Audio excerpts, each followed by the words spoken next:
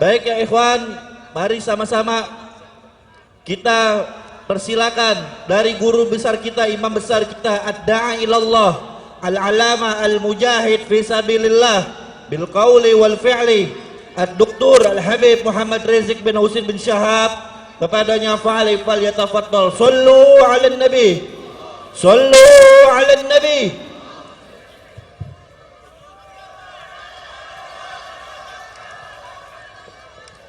Duduk.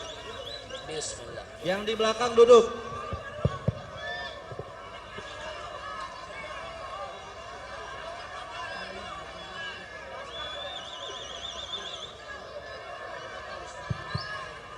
Coba duduk, Des. Assalamualaikum warahmatullahi wabarakatuh.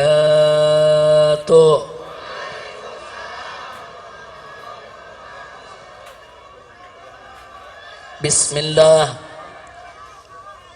walhamdulillah, wassalatu wassalamu ala rasulillah wa ala alihi wa sahbihi wa mawalah.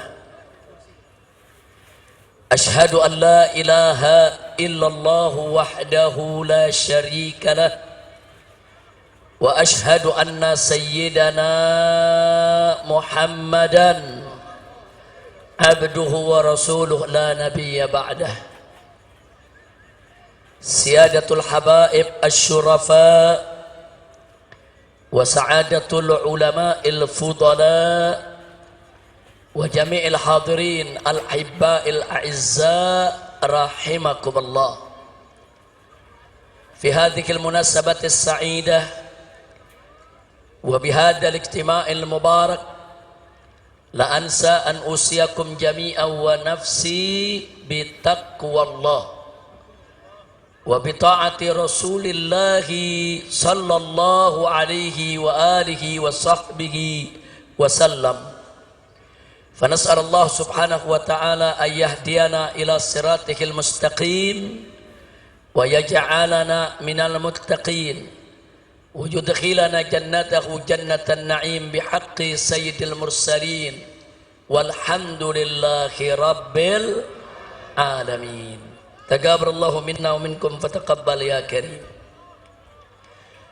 Kepada para habaib, para alim ulama, para kiai, kepada segenap kaum muslimin dan muslimat rahimakumullah, saya menyampaikan berjuta terima kasih dan penghargaan yang tinggi kepada semuanya atas kehadirannya pada acara peringatan Maulid Nabi besar Muhammad sallallahu alaihi wasallam. Semoga tidaklah Anda pulang dari tempat ini nanti kecuali dosa kita semua diampuni oleh Allah Subhanahu wa taala.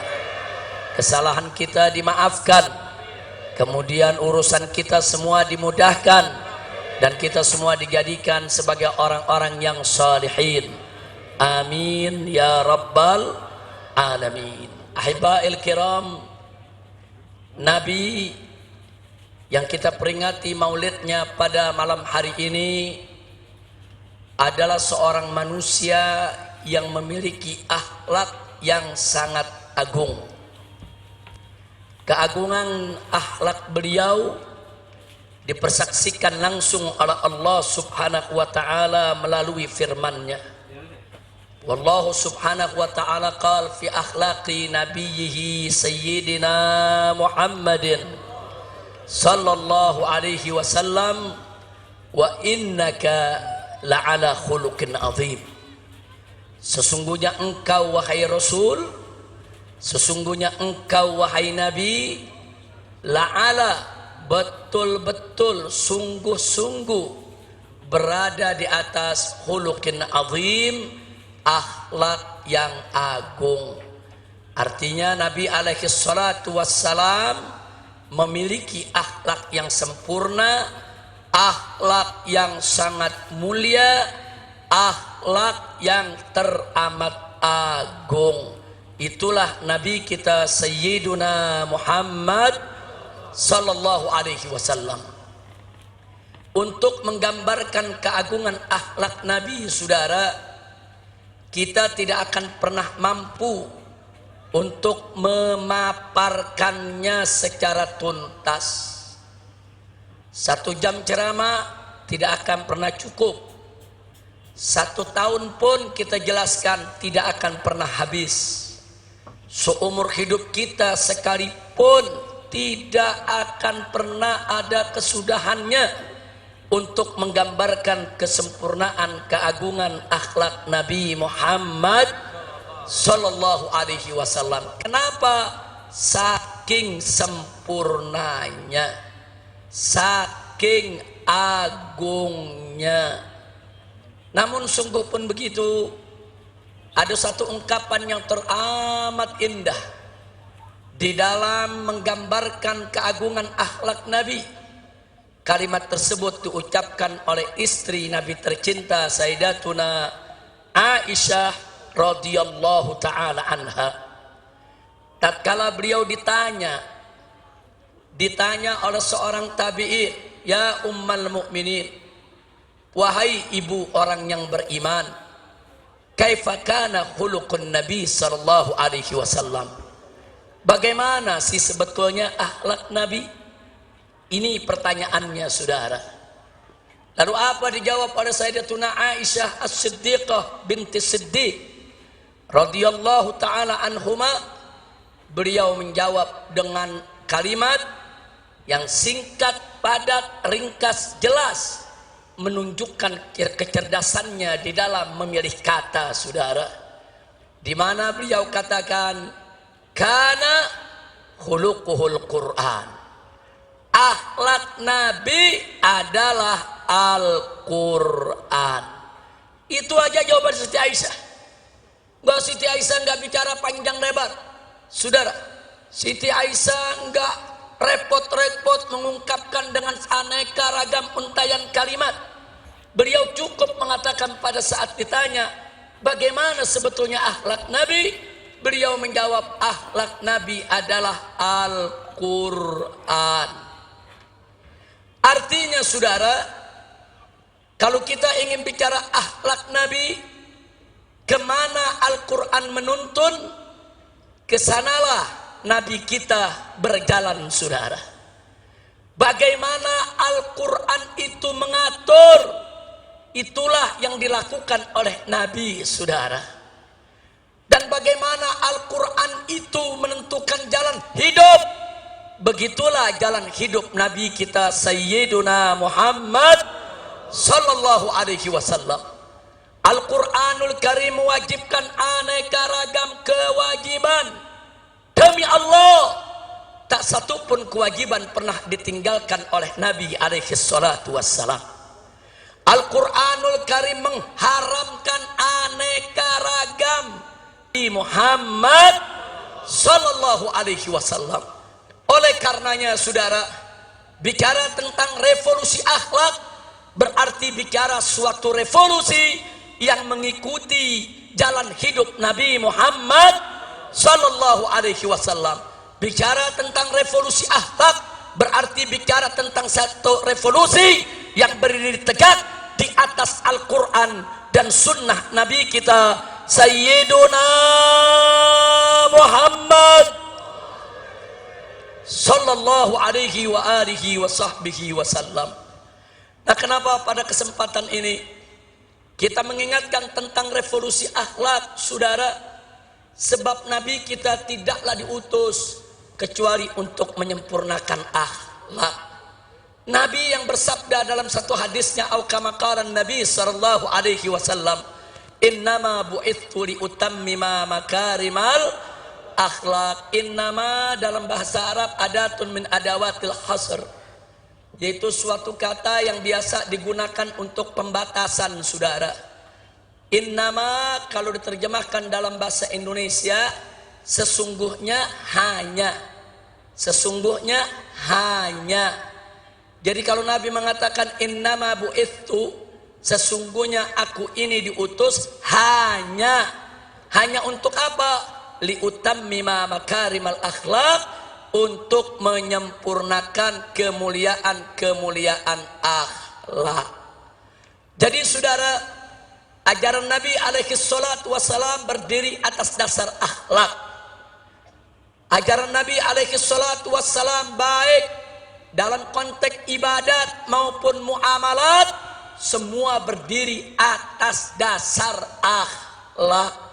Karena itu kewajiban semua umat Islam dalam setiap aspek kehidupannya senantiasa berdiri atas dasar akhlak, saudara. Makanya aneh sekali hari ini saya mendengar pernyataan dari seorang pejabat tinggi, saudara. Hari ini, saudara, saya mendengar pernyataan dari seorang pejabat tinggi yang mengatakan, saudara, agama tidak mengatur negara. Inna lillahi wa inna ilaihi raji'un. Saudara, orang yang berprinsip agama tidak mengatur negara, saudara, ini datang dari pemikiran liberal atau datang dari pemikiran ateis. Pemikiran liberal adalah mereka-mereka yang ingin membebaskan diri mereka dari ikatan agama. Sedangkan pemikiran ateis, saudara, mereka-mereka yang ingin mengatur kehidupannya tanpa ada ikatan kepercayaan kepada Tuhan, saudara. Dan ini sangat berbahaya di negara kesatuan Republik Indonesia yang berdasarkan ketuhanan yang Maha Esa sebagaimana tertera dalam konstitusi negara Undang-Undang Dasar 1945 pasal 29 ayat 1, bahwa negara Republik Indonesia berdasarkan ketuhanan yang Maha Esa. Jadi para founding father itu para pendiri bangsa, dari sejak awal kemerdekaan kita sudah menetapkan bahwa Indonesia berdasarkan tauhid. Indonesia berdasarkan tauhid, berdasarkan ketuhanan yang Maha Esa, yang oleh karenanya setiap kebijakan dalam negara kesatuan Republik Indonesia tidak boleh lepas dari nilai-nilai luhur ketuhanan yang Maha Esa. Sehingga setiap kebijakan apa saja di dalam pengelolaan negara Republik Indonesia tetap harus mengacu kepada ajaran agama, sehingga semua kebijakan di dalam pengelolaan negara Republik Indonesia harus berdiri atas dasar akhlak, saudara. Takbir. Jadi kalau ada pejabat tinggi mengatakan agama tidak boleh mengatur negara, jadi negara mau diatur pakai apa? Mau jadi negara PKI, mau jadi negara ateis, mau jadi negara setan, mau jadi negara iblis. Maka itu saya tanya semua saudara, dasar negara kita apa? Ketuhanan. Ketuhanan yang Maha Esa itu, saudara, adalah dasar tauhid. Apa kalimat tauhid kita? Semuanya la ilaha illallah. Lagi. Sekali lagi.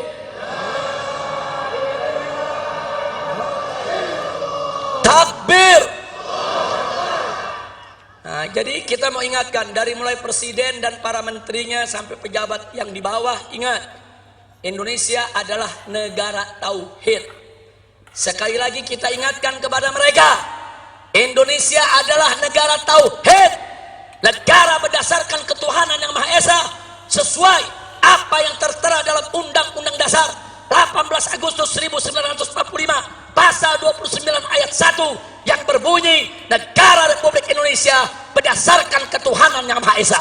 Jadi kalau kalian ingin menyingkirkan ajaran agama, ingin menyingkirkan aturan agama, ingin menyingkirkan ajaran Islam dari pengelolaan negara, berarti kalian ingin mengangkangi konstitusi, ingin menghancurkan negara ini, dan ingin menghancurkan dasar negara. Betul?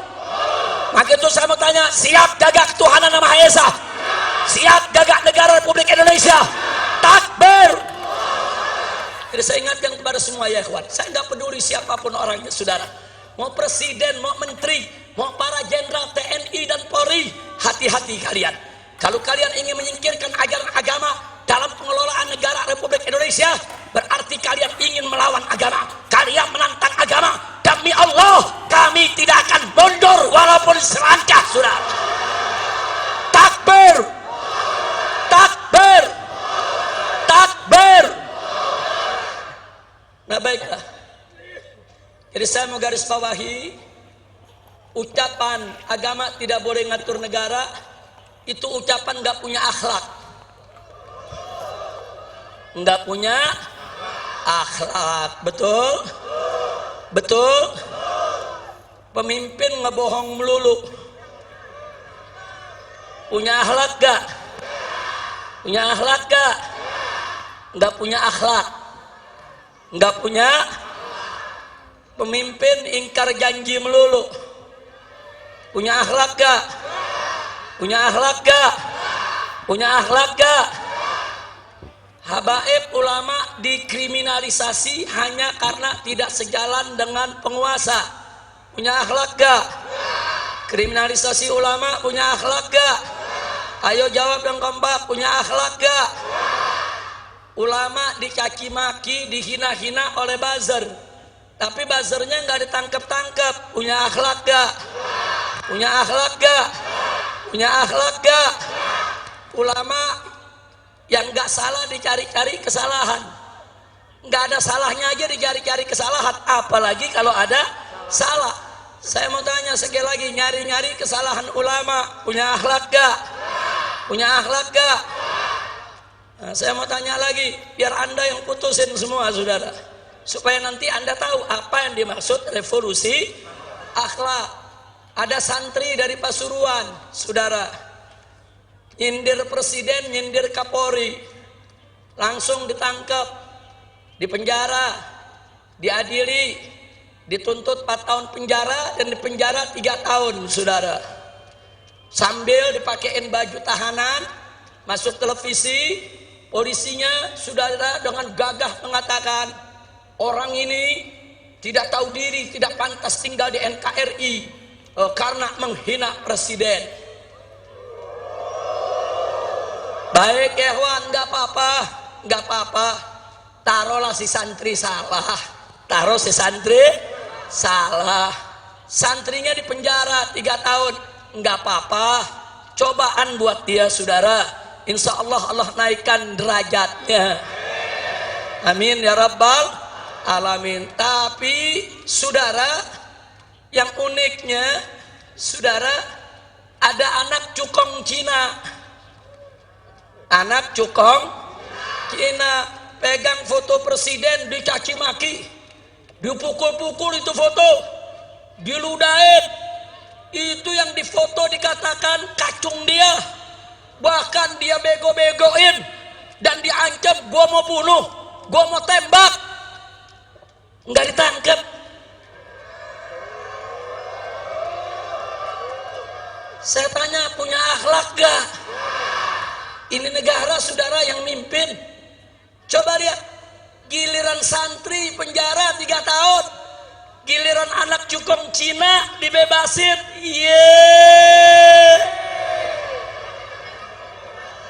Saya jadi ingat sama lagi nih. Saya tanya, kacau gak? Kacau gak? Santri nyindir presiden penjara 3 tahun, anak cukong Cina hina presiden, ngancem bunuh presiden, dibebasin.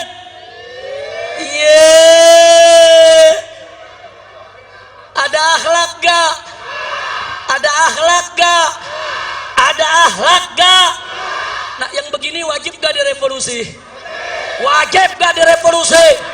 Wajib tidak direvolusi? Takbir.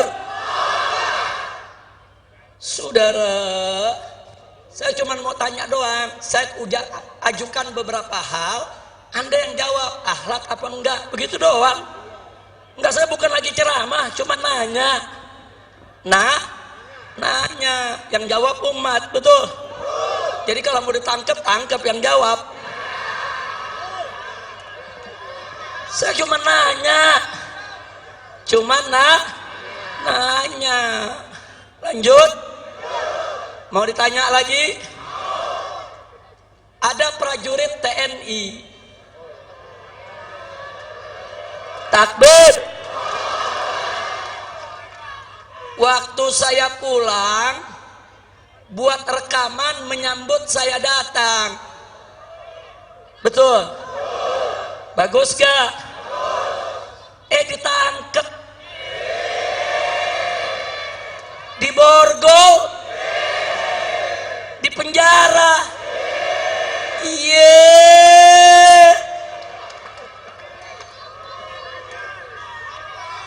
Baik. Katanya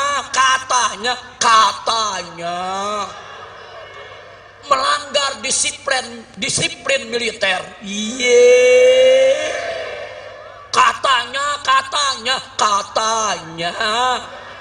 tidak sesuai Sabta Marga.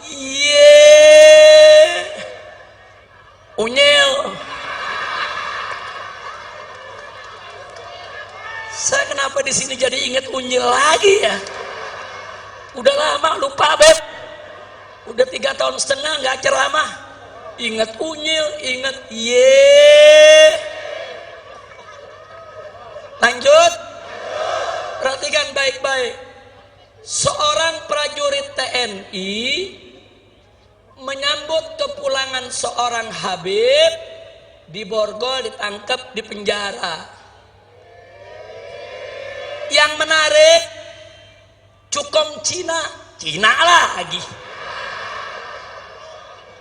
Cukong Cina, saudara, digotong-gotong, dibopong-bopong sama prajurit Brimob.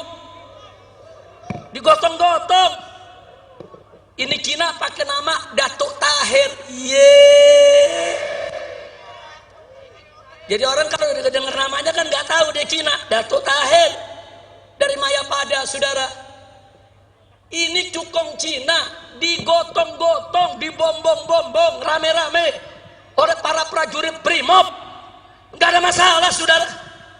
Lalu kenapa ada prajurit TNI sekedar mengucapkan selamat datang kok harus ditahan? Kurang ajar. Betul? Maka itu saya mau tanya, itu yang begitu-begitu ada akhlak gak? Ada akhlak gak? Prajurit TNI cinta sama Habib, bagus gak? Ditahan. Saya tanya, ada akhlak gak? Ada akhlak gak?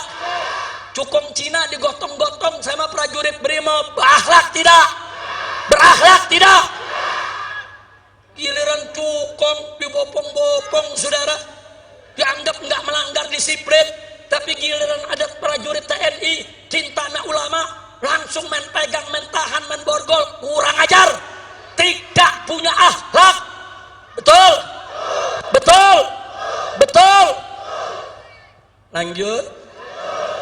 Lanjut. Ada lonte hina Habib.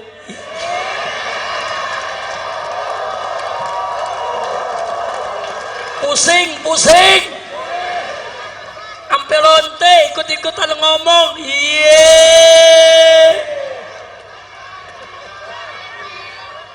Saudara, lanjut jangan. Ya lu jangan berisik dong.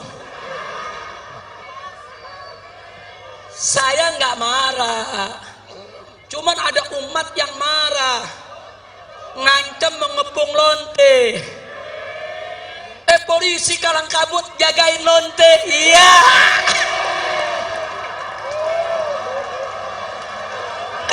Kacau. Lonte hina Habib dijaga polisi.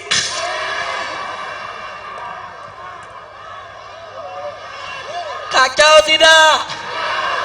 Musinya lonte yang hina Habib, hina ulama, tangkap, bukan dijagain. Polisi jawab, tapi ada ancaman Habib, maka jelu tangkap. Betul? ditangkap enggak, dijagain dia. Jangan-jangan minta jatah kali.